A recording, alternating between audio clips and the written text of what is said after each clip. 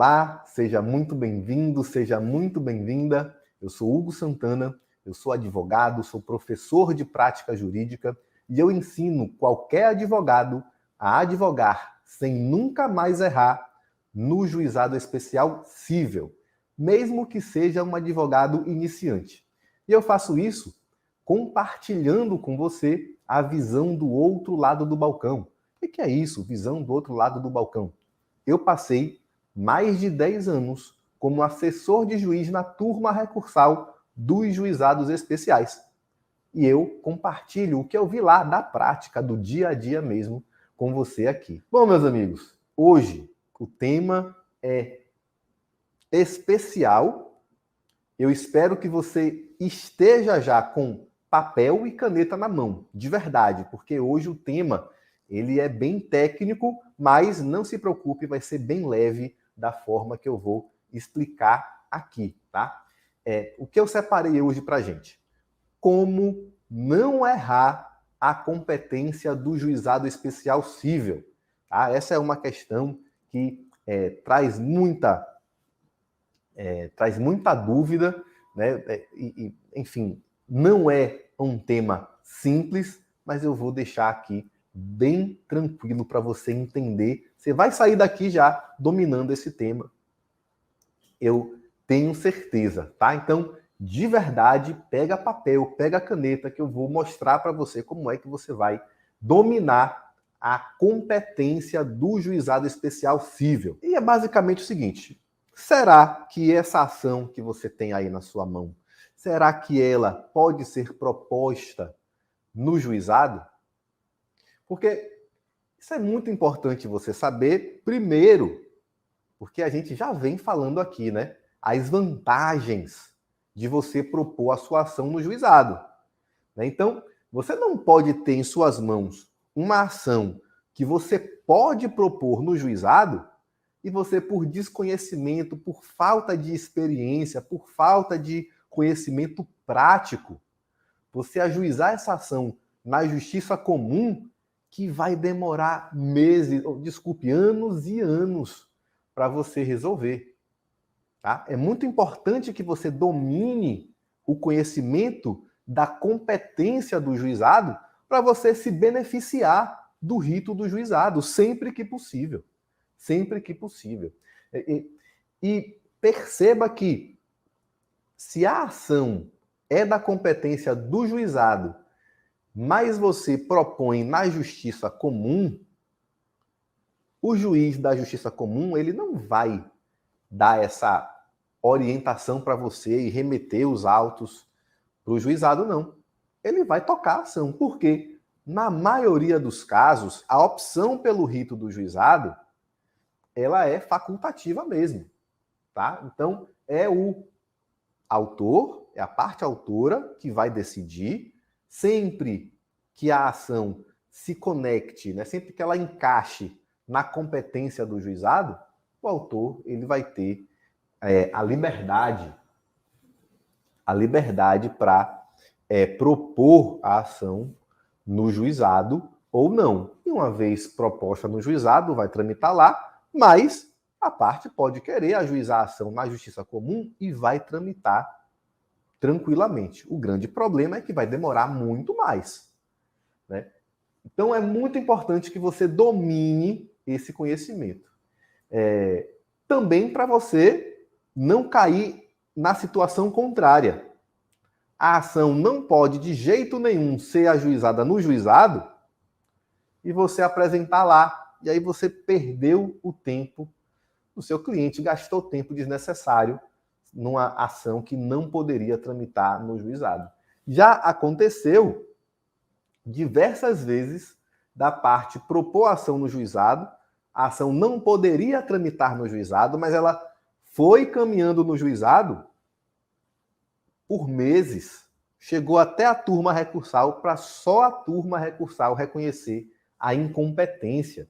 Então imagina aí o desgaste do advogado, da parte, que ficaram ali na expectativa de receber uma decisão definitiva ali na turma recursal, quando no fim das contas, o que houve foi a extinção do processo sem resolução do mérito. Não houve nem o aproveitamento dos atos praticados, não. O processo foi extinto mesmo, porque esse inclusive, essa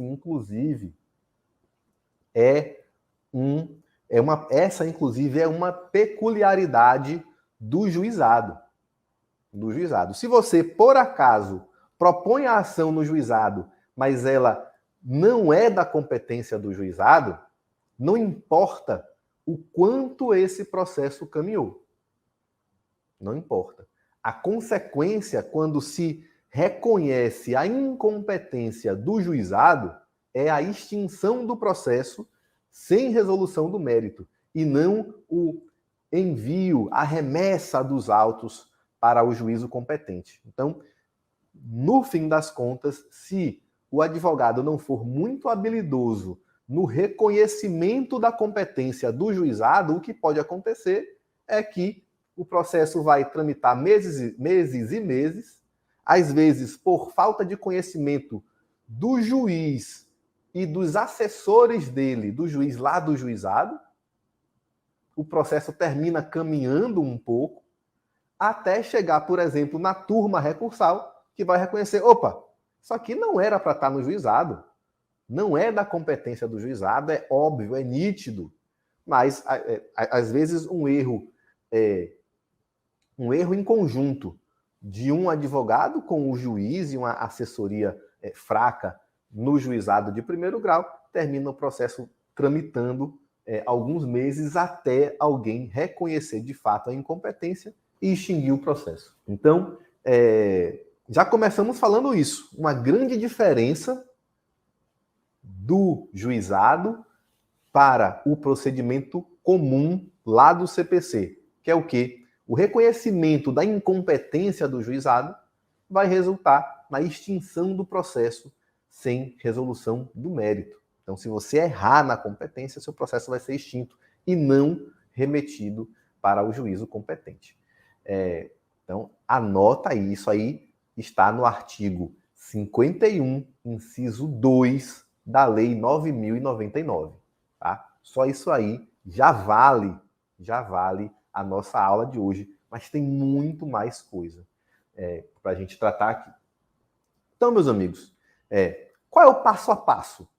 O passo a passo para você entender se uma ação é da competência do juizado ou não. Qual é o passo a passo? O que é que você precisa verificar, ponto por ponto, para definir se há competência do juizado ou não? Vamos lá. A primeira questão que você tem que observar, a gente está tratando aqui de juizado especial cível. Sempre que a gente fala de juizado especial cível, a gente está falando, na verdade, de juizado especial cível estadual. Percebe? Não estamos falando aqui, por exemplo, do cível lá da Justiça Federal, não. É juizado especial cível estadual. Na maioria, quando a gente se refere ao juizado especial cível, entenda que é o estadual. E aí, você já percebe logo de início que para verificar a competência do juizado especial cível, você tem que saber se é da competência da Justiça Estadual ou não. Esse é o primeiro ponto. Esse é o primeiro passo. É da competência da Justiça Estadual? E essa, meus amigos, é a grande questão, porque a competência da Justiça Estadual, ela é verificada por exclusão. A competência da Justiça Estadual, ela é residual. Residual talvez não seja a melhor forma, embora a gente fale isso, né, de um modo técnico e tal, mas a gente chama de residual, mas na verdade é uma competência muito ampla, né? Se você tiver que chutar que qualquer coisa, que qualquer ação, né, se você tiver que chutar a competência, chuta estadual, porque é realmente quem concentra o grande volume das ações do país, é a justiça estadual, né? Mas, para você saber, primeiro ponto é verificar se é da competência da justiça estadual, e isso você faz por exclusão. Que exclusão, professor? A exclusão dos outros ramos do Poder Judiciário. Então você vai abrir a Constituição Federal e vai verificar. Olha, isso aqui é da competência da Justiça do Trabalho? Não, não é. Não vejo aqui nenhuma relação de trabalho. Então não é da competência da Justiça do Trabalho. 2. É da competência da Justiça Federal? Não, não vejo aqui interesse da União nessa ação.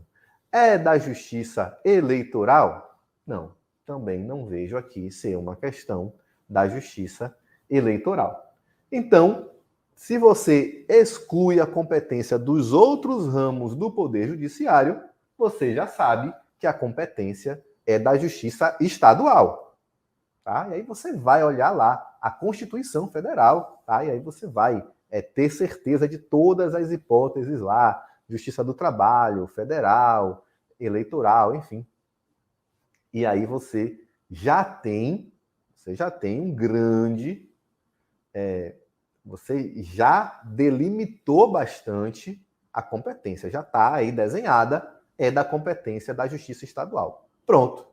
Primeiro passo você já cumpriu. Segundo passo é saber, opa, aqui a questão é cível ou é criminal? Né? Porque a gente está falando de juizado especial cível. Então, é uma questão cível, nada a ver com o crime. Então, estamos aqui numa situação em que é da justiça estadual e é uma questão, né, cível. Pronto. Você já está aí com uma probabilidade muito grande dessa ação poder ser proposta no juizado. Probabilidade grande. Mas depois que você cumpriu esses passos, verificou lá por exclusão se é da competência de algum outro ramo do judiciário, não é, viu que é cível mesmo, ok? Aí agora você vai para o artigo 3º da Lei 9.099. Anota aí, esse artigo é importantíssimo. Você tem que decorar esse artigo aí. Tem que estar na ponta da língua, tá? Você vai para o artigo 3º da Lei 9.099 para agora estar claro para você se essa questão, de fato, ela pode ser ajuizada no juizado especial cível. E lá no artigo 3º, você vai para a hipótese clássica, a hipótese que qualquer pessoa, até leigos, sabem que é a hipótese de competência do juizado especial, que são as ações até 40 salários mínimos. Então, anota aí, ações até 40 salários mínimos, se é da competência da Justiça Estadual, certamente você vai poder propor a ação no juizado especial cível. Tá?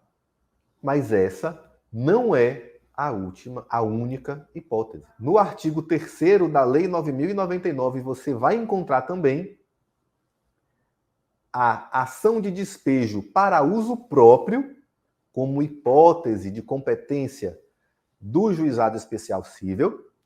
E aí entenda que a ação de despejo para uso próprio, ela tem requisitos, não é qualquer tipo de despejo que pode ser proposto no juizado.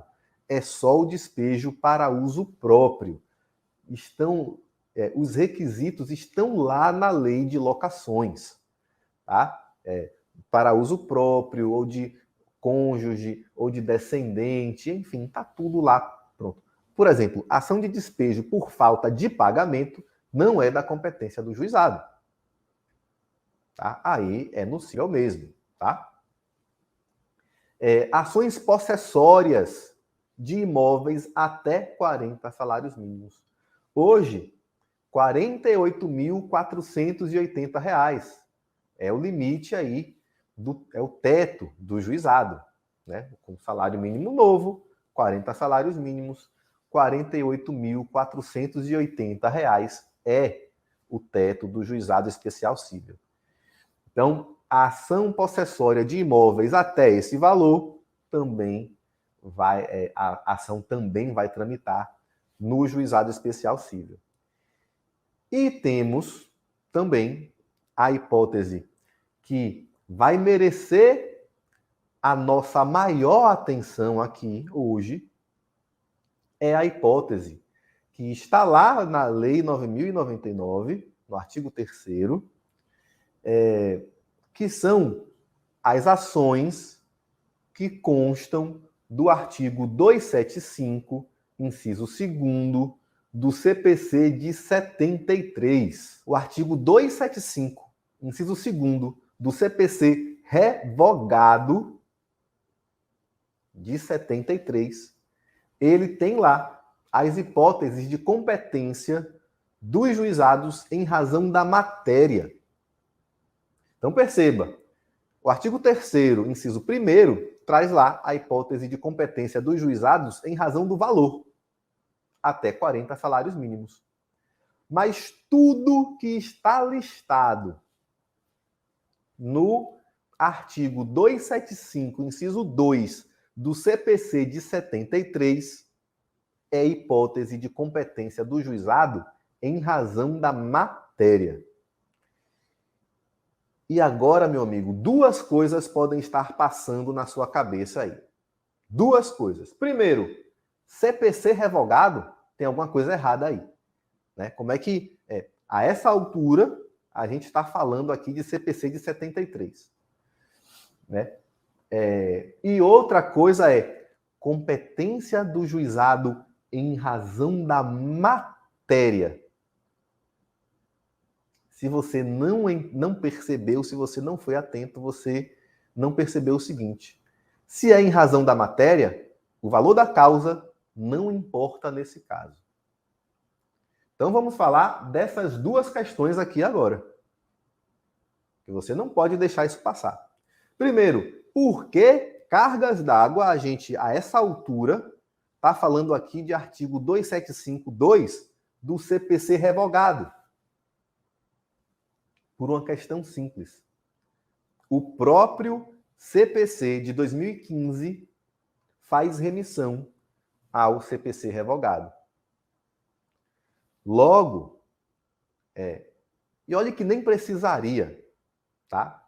Mas ele fez essa menção. Então estamos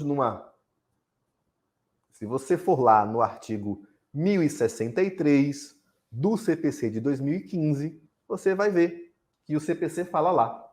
O juizado continua competente para apreciar as questões presentes no artigo 275.2 do CPC revogado. É hipótese de ultratividade da lei.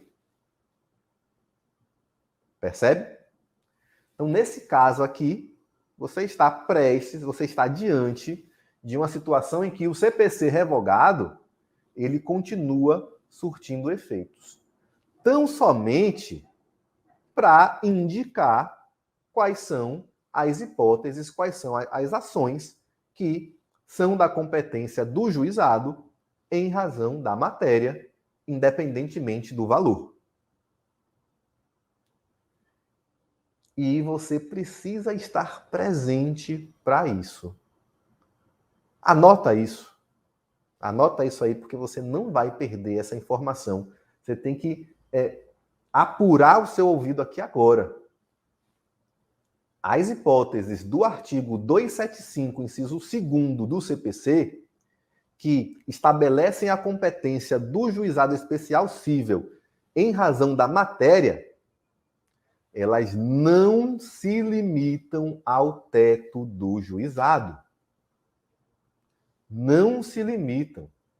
Muita gente está acostumada a ver que no juizado as ações né, tem o teto de 40 salários mínimos, porque ouviu isso, né, de passagem na faculdade, isso apareceu eventualmente aí em algum momento de estudo mais rápido, superficial, e a pessoa não entendeu que as hipóteses de competência em razão da matéria não têm limitação pelo teto. Não tem limitação pelo teto.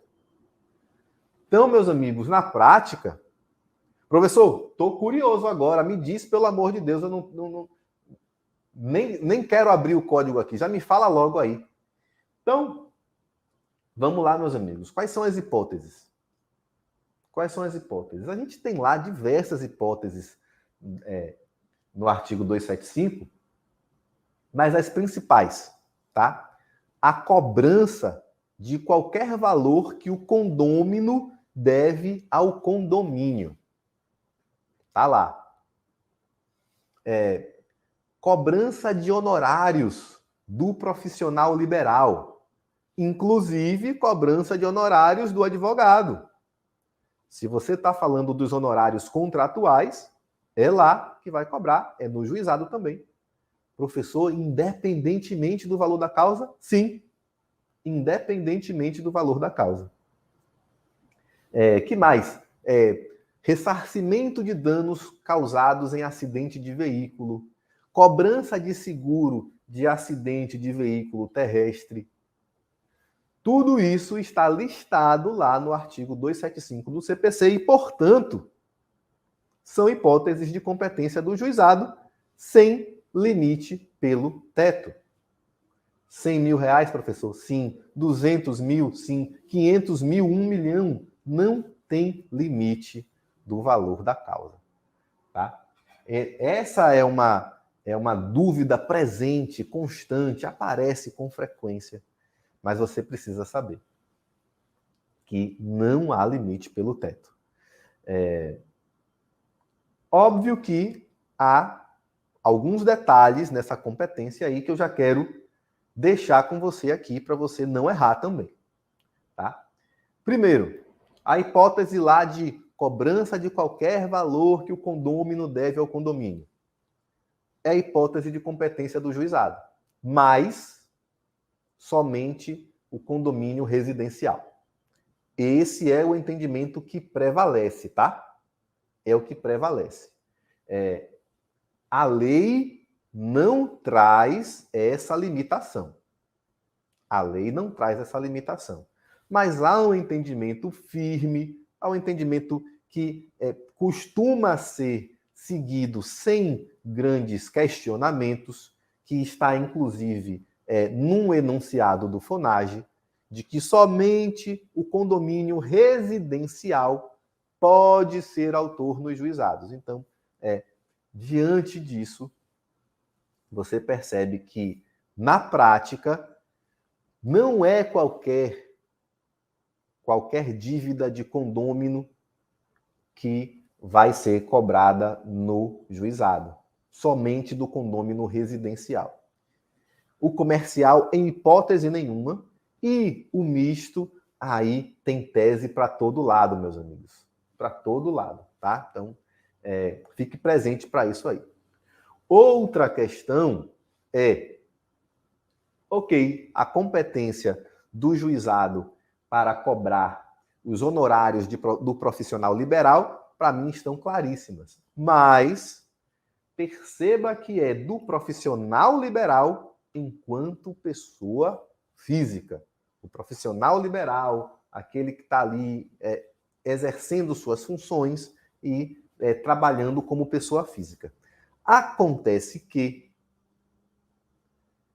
o profissional liberal, por conta da complexidade de sua operação, às vezes para fins fiscais, às vezes porque ele começa a ter um sócio. O que acontece? Na prática, esse profissional liberal vai abrir um CNPJ. Ele vai abrir um CNPJ, ele vai ter ali, às vezes, até uma sociedade unipessoal. mas ele vai ter. E aí, nesse caso, você vai ver que a maioria dos juizados não vai admitir essa cobrança. O profissional liberal, pessoa física, cobrar no juizado, tranquilo, independentemente do valor, você vai cobrar no juizado mesmo, tá? Mas se houver aí algum detalhe em que alguma situação em que não é mais a pessoa física, o contrato já é firmado com a sociedade profissional, aí não tem mais jeito, tá? Aí provavelmente você só vai conseguir propor essa ação na justiça comum. Eventualmente você vai conseguir vai encontrar algum juizado que admita, mas em regra não. Ok? Então, meus amigos, aí você já tem, já está quase tudo certo para você propor sua ação no juizado. Você já verificou que não é da competência da Justiça do Trabalho Federal, Eleitoral. Já percebeu que, de fato, é uma questão civil e não criminal. Se encaixa aí nas hipóteses do artigo 3º da Lei 9.099. É certeza de que pode propor essa ação no juizado? Ainda não. Ainda não. Por que ainda não? Porque tem algumas outras questões que podem impedir você de propor a ação no juizado. Por exemplo, se vai precisar de perícia, nem tente o juizado. Nem tente o juizado. Porque o juizado, ele é competente para julgar as ações de menor complexidade. E os juízes, em sua grande maioria, eles entendem que se há necessidade de perícia, aquela perícia formal mesmo, tá? Com perito, com indicação de assistente técnico, com apresentação de quesitos pelas partes, essa perícia formalzona mesmo, não cabe no juizado, e aí é um entendimento bem firme, tá? Bem sólido. Você não vai encontrar grande discussão sobre isso mais não. Então, se precisa de perícia, não é no juizado. É inclusive uma hipótese clássica de incompetência, digamos, entre aspas, incompetência superveniente do juizado especial. Por que eu falo assim, incompetência superveniente do juizado especial? Porque, na prática, a gente sabe que a necessidade de perícia, ela depende muito da conduta do réu.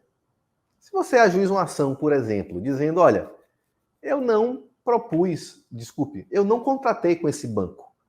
Meu nome está no SPC, como se eu devesse a esse banco, mas eu não devo nada, ou nunca contratei nada, ou eu até devia...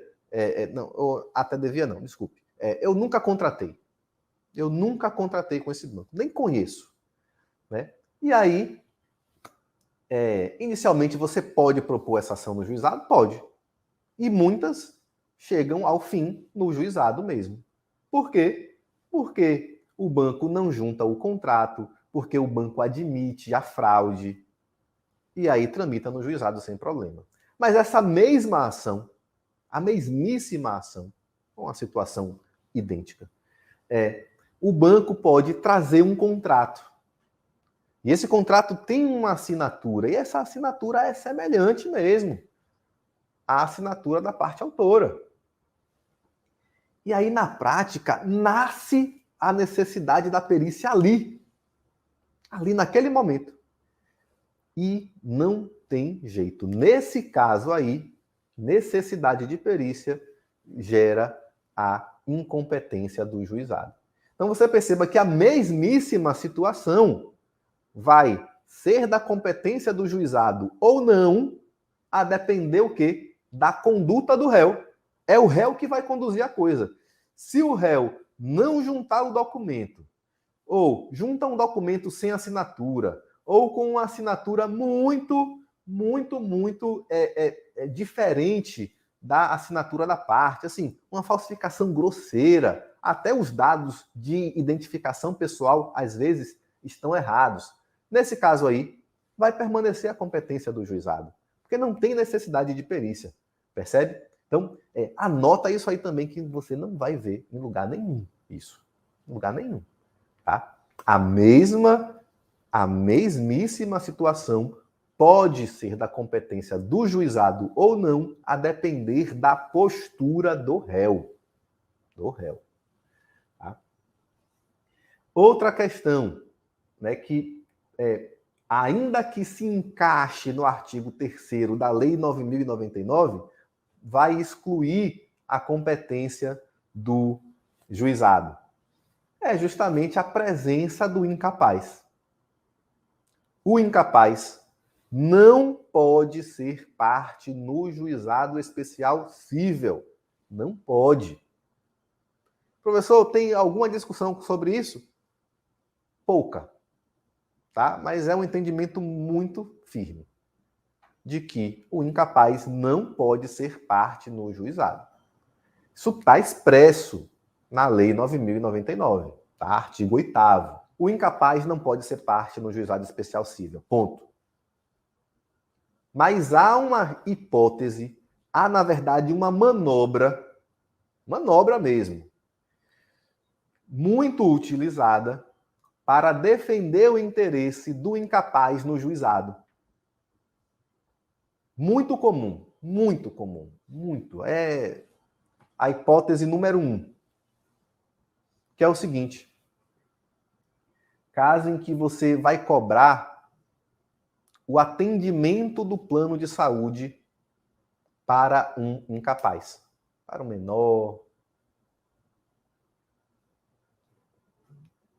pessoa que esteja aí privada de sua capacidade civil. Por quê? Como é que faz isso? Como é que faz isso? É muito simples. É comum que o plano de saúde, em algumas situações, se recuse a custear certos procedimentos, né? Isso não é novidade para ninguém, tá? Você está cansado de saber que o plano de saúde, se ele encontrar uma desculpa para se recusar a dar cobertura, ele vai. Ele vai usar essa desculpa. Então, quando é um menor, eventualmente é possível você propor essa ação no juizado. Ainda que o incapaz, ainda que o menor, o incapaz, não possam ser parte nos juizados, eventualmente você pode cobrar essa cobertura no juizado. Como, professor? Se o plano de saúde é firmado em nome do pai, da mãe, do avô, de um maior, e o incapaz, ele é dependente do titular do plano.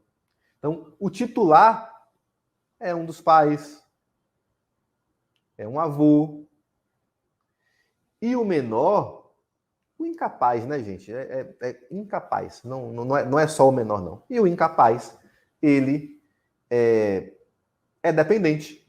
Nesse caso aí, quem será parte na ação é o titular do plano de saúde, exigindo a fiel execução do contrato firmado em favor do incapaz.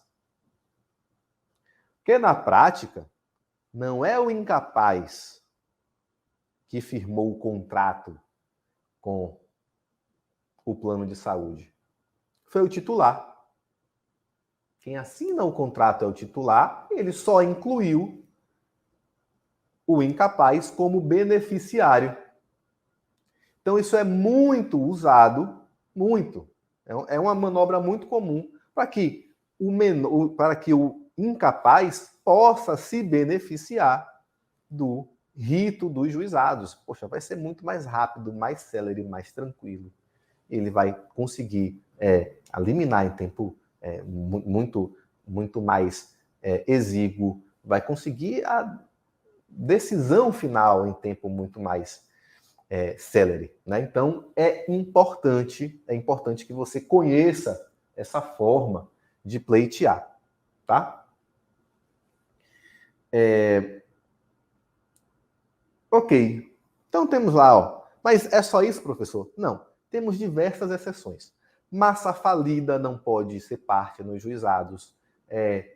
Empresa pública da União, pessoa jurídica de direito público não pode.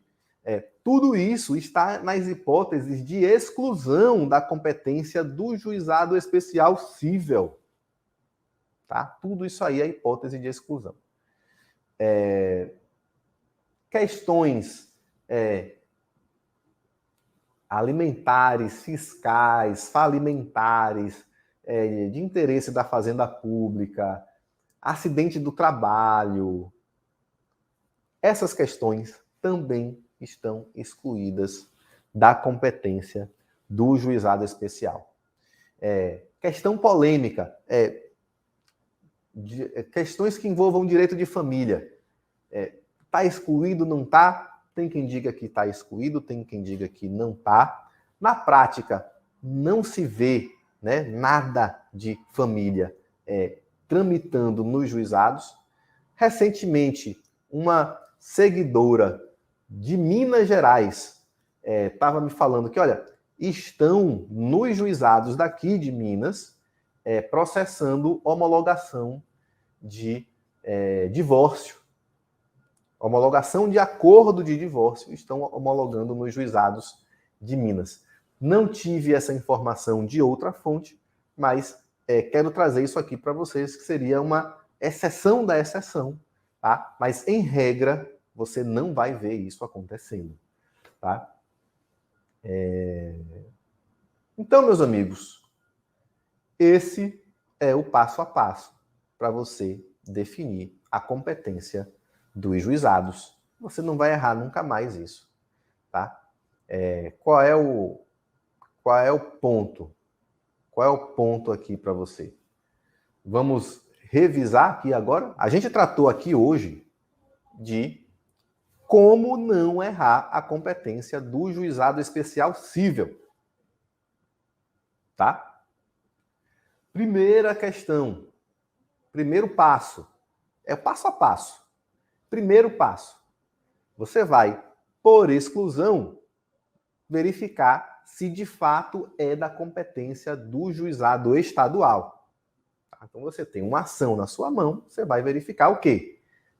Se é da competência da Justiça do Trabalho, confere lá a Constituição Federal. Vai verificar se é da competência da Justiça Federal ou eleitoral. Se não é, você já sabe que é da competência da Justiça Estadual. Ponto. Então, você avança agora. Olha, de fato, é competência da Justiça Estadual. Vamos verificar aqui. É uma questão criminal ou cível? Poxa, é cível mesmo, nada a ver com crime. Pronto. Aí agora, depois disso, é que você vai consultar o artigo 3º da Lei 9.099. E lá você vai identificar as hipóteses de competência do juizado especial cível. Ações até 40 salários mínimos, despejo para uso próprio, possessórias de imóveis até 40 salários mínimos e as hipóteses que estão lá no artigo 275, inciso 2, do CPC de 73. Esse aí é o segundo passo. Basta isso? Não. Não basta isso. Você agora precisa verificar se cai em alguma das exclusões determinadas pela própria Lei 9.099 também. Estão lá no artigo 8º e no artigo 3º também da Lei 9.099. É uma questão alimentar, fiscal, falimentar, de interesse da fazenda pública, envolve aí capacidade das pessoas, acidente de trabalho também, né? Outra questão, as pessoas as pessoas podem, de algum modo, e quais são as pessoas que estão envolvidas? Tem incapaz? Tem massa falida? É alguma pessoa jurídica de direito público? Não é. Então, afastadas essas hipóteses aí também de exclusão, agora você tem certeza de que é da competência do juizado. Então, esse aí é o passo a passo para você conferir a competência do juizado sem nunca mais errar. Agora, eu queria discutir com vocês algumas questões práticas, algumas questões do dia a dia. Primeiro, professor, vamos lá. Esse aí é o passo a passo, né? Seguindo esse passo a passo aí, você não vai errar nunca mais a competência do juizado, pode ter certeza, tá? Mas tem algumas questões práticas também, que vão facilitar ainda mais o seu dia a dia. Segundo, primeiro, o grande volume das ações que estão no juizado, o grande volume é de ações de direito do consumidor. Grande volume, eu diria 90%. Eu não tenho essa estatística, ela é fiel, realmente assim, feita, realizada, mas da minha experiência, tá? 90% pelo menos das ações que estão nos juizados são ações de direito do consumidor. Relação de consumo e juizado tem tudo a ver. Tem tudo a ver. Tá? Mas não é só isso. Tem muita questão de trânsito também. Para você ter uma ideia, na Bahia, o juizado especial cível, ele tem subdivisões. Não é todo estado que tem essas subdivisões, tá? Não é todo estado que tem isso, não. Mas, na Bahia, por exemplo, e outros estados também, você tem o juizado especial cível de defesa do consumidor. Você vê como a questão é super importante. Você tem o juizado especial cível de trânsito. Então, todas as questões de ressarcimento de danos causados em acidente de trânsito, em acidente de veículo, são da competência desses juizados, para você ver a importância que tem, né, o trânsito, ao ponto de merecer um juizado específico só com essa competência. E temos os juizados especiais cíveis de causas comuns, que reúnem todos os outros processos que são da competência do juizado, mas não se encaixam nem em defesa do consumidor, nem em trânsito. Mas tudo isso é para você ter uma ideia, para você ter uma noção da dinâmica da coisa na prática.